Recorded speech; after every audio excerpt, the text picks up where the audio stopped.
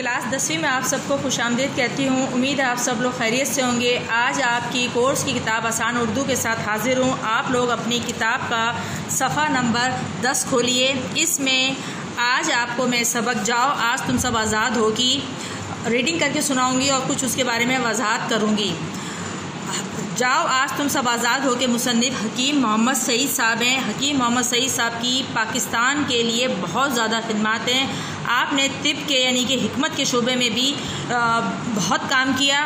آپ صوبہ سندھ کے گورنر بھی رہ چکے ہیں اور آپ نے بڑوں کے ساتھ ساتھ بچوں کے لیے بھی بہت کچھ تحریر کیا۔ آپ نے بچوں کے لیے ہمدرد نونہال کے نام سے ایک رسالہ نکالا جس میں بچوں کو بہت سبق آموز کہانیاں تحریر کری۔ اس کے علاوہ آپ نے اردو ادب کے لیے بھی بہت سی کتب تحریر کری ہیں۔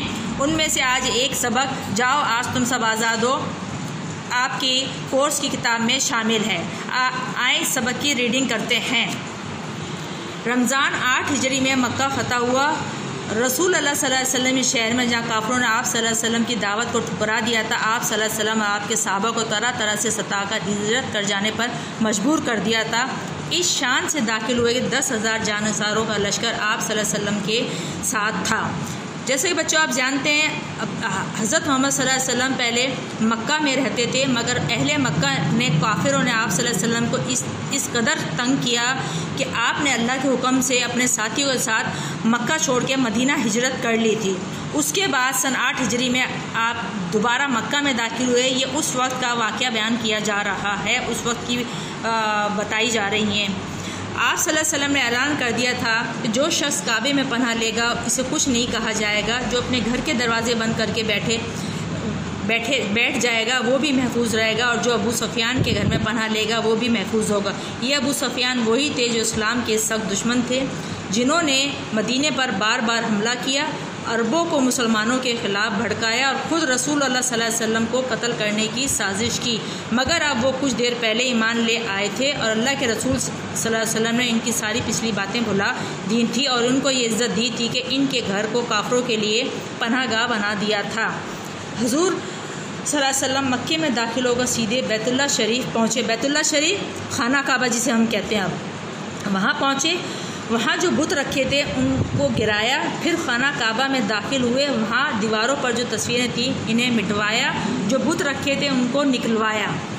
اس کے بعد حضور صلی اللہ علیہ وسلم نے لوگوں سے خطاب کیا۔ خطبے کے بعد آپ صلی اللہ علیہ وسلم نے مجمع یعنی کہ جو لوگوں کا ہجوم اکٹھا تھا کی طرف دیکھا، بڑے بڑے کافر موجود تھے، ان میں وہ بھی تھے جنہوں نے حضور صلی اللہ علیہ وسلم کی مخالفت میں دن رات ایک کر دیے تھے، اسلام کو مٹانے میں کوئی کسر نہ رکھی تھی، مسلمان کو ایذائیں پہنچائی تھیں، طرح طرح سے ظلم کیے تھے، آپ صلی اللہ علیہ وسلم کی راہ میں کانٹے بچھائے تھے، آپ صلی اللہ علیہ وسلم کے بارے میں ناگوار باتیں کہی تھی۔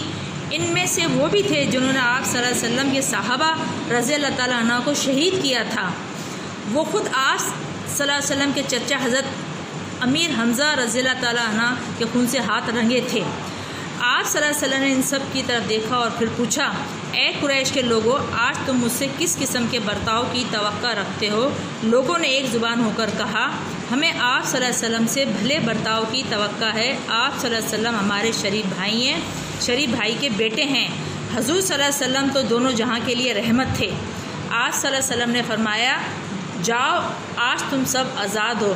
کافروں میں سے ایک شخص آپ صلی اللہ علیہ وسلم کی طرف بڑھا تو رعب سے اس کا بدن کانپنے لگا، یعنی آپ صلی اللہ علیہ وسلم کی شخصیت کے اس سے وہ کانپنے لگا، اس کے قدم لڑکھڑانے لگے۔ آپ صلی اللہ علیہ وسلم نے دیکھا تو درد بھرے لہجے میں فرمایا، ڈرو نہیں، میں بھی قریش کی ایک عورت کا بیٹا ہوں، کوئی بادشاہ نہیں ہوں۔ تو بچوں آپ کا سبق جاؤ آج تم سب آزاد و مکمل ہوا۔ جیسا کہ آپ نے اس کی ریڈنگ سنی، اس میں اس وقت کے واقعے کو بیان کیا گیا ہے جب آپ صلی اللہ علیہ وسلم مکہ فتح کرنے کے بعد مکے میں داخل ہوئے اور بیت اللہ شریف یعنی خانہ کعبہ میں تشریف لے گئے، اور وہاں جو خانہ کعبہ آپ جانتے ہیں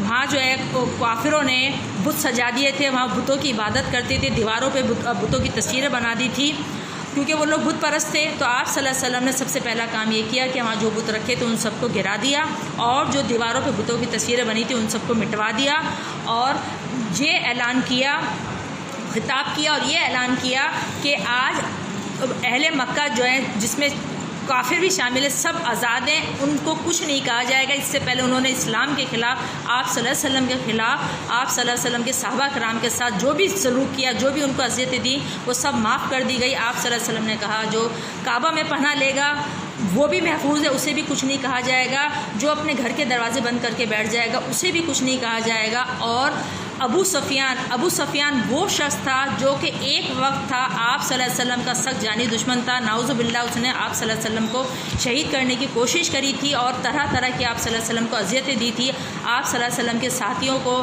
بے انتہا تنگ کیا تھا۔ وہ بھی جو ہے اس فتح مکہ کے موقع پہ ایمان لے آیا تھا، تو اس کے لیے بھی آپ صلی اللہ علیہ وسلم نے یہ اعلان کیا کہ جو ابو سفیان کے گھر میں جا کے بیٹھ جائے گا اس کو بھی معاف کیا جاتا ہے۔ تو یہ تھا ہمارے رحمت للعالمین کا سلوک، جو کہ اس سبق میں حکیم محمد سعید صاحب نے بیان کیا ہے کہ وہ جو جس کو اللہ نے دو جہاں کے لیے رحمت بنا کے بھیجا، اس نے اپنے کٹر دشمنوں کو بھی معاف کر دیا اور سب کو اپنے مذہب کے حساب سے جیسا ان کا دل چاہے زندگی گزارنے کی اجازت دے دی۔ تو بچوں یہ سبق آپ کا مکمل ہوتا ہے، انشاءاللہ جلد اس سبق کی ایکسرسائز کے ساتھ حاضر ہوتے ہیں۔ اس وقت تک کے لیے اجازت دیں، اپنا بہت سارا خیال رکھیں، اللہ حافظ۔